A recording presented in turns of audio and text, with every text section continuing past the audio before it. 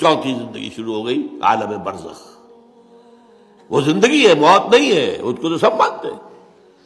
عذاب قبر ہم مانتے ہیں، قرآن سے ثابت ہے۔ بعض لوگ یہ سمجھتے ہیں کہ شاید قرآن میں ذکر نہیں ہے، غلط بات ہے، لیکن میرے پاس زیادہ وقت نہیں ہے۔ برزخ کے اندر زندگی کی ایک کیفیت ہے، اس کے اندر جیسے کہ ہمارے یہاں بڑی ویسے چھڑ گئی ہیں۔ حضور کی زندگی کیسی ہے؟ آیا ایسی ہے جیسے دنیا میں تھی یا اس سے کچھ مختلف ہے؟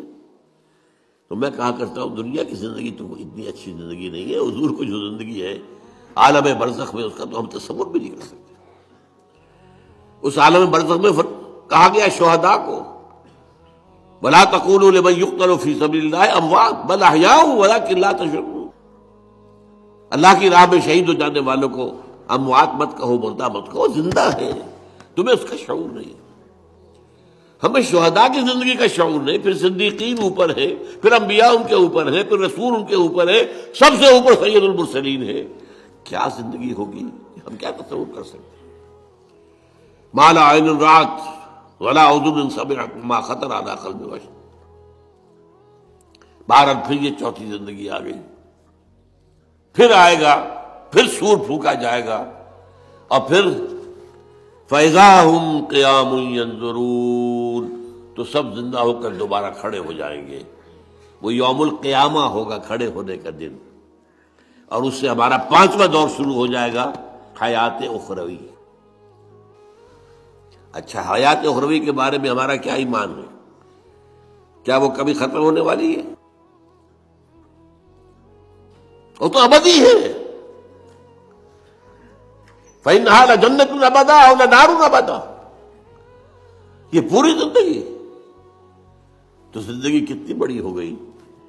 تو اسے پیمانہ امروز و فردا سے نہ ناپ، جام جام پہم دواں ہر دم جواں ہے زندگی۔ البتہ ایک کام کیا کیا ہے اللہ نے، یہ جو دو موتوں کے درمیان زندگی آئی ہے، پہلی موت جو کہ ہم عالم ارواح سے، اس کے بعد سلا دیے گئے، موت آ گئی نا، پھر اللہ نے زندہ کیا۔ پھر جو ہمیں موت آنے والی ہے میری اور آپ کی، ان دو موتوں کے درمیان ایک زندگی کا حصہ کٹ گیا اس میں سے۔ یہ لمبا پروسیس، وہاں سے وہاں تک، مبدا و معاد، انا للہ و انا الیہ راجعون، اس میں یہ چھوٹا سا ہماری زندگی میں سے حصہ کاٹ کر اس سے ایک امتحانی وقفہ بنایا گیا۔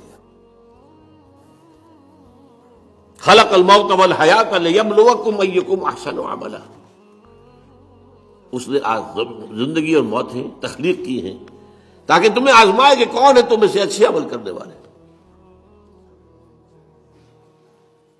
یہ امتحانی، اس کو بھی اقبال نے خوب کہا ہے، ملزم ہستی سے تو براہ مانند حباب، اس زیاں خانے میں تیرا امتحان ہے زندگی۔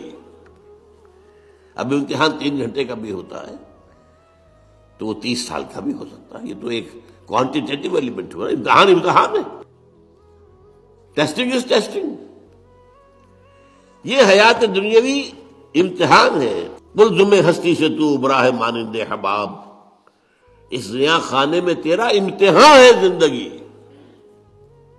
اس کے بعد جب ہمیں دوبارہ اٹھا دیا جائے گا، حساب کتاب ہوگا، اعمال کا جزا و سزا کے فیصلے ہوں گے، اور پھر یہ جنت اور یہ دوزخ، وَإِنَّهَا لَجَنَّةٌ أَبَدًا أَوْ لَنَارٌ أَبَدًا۔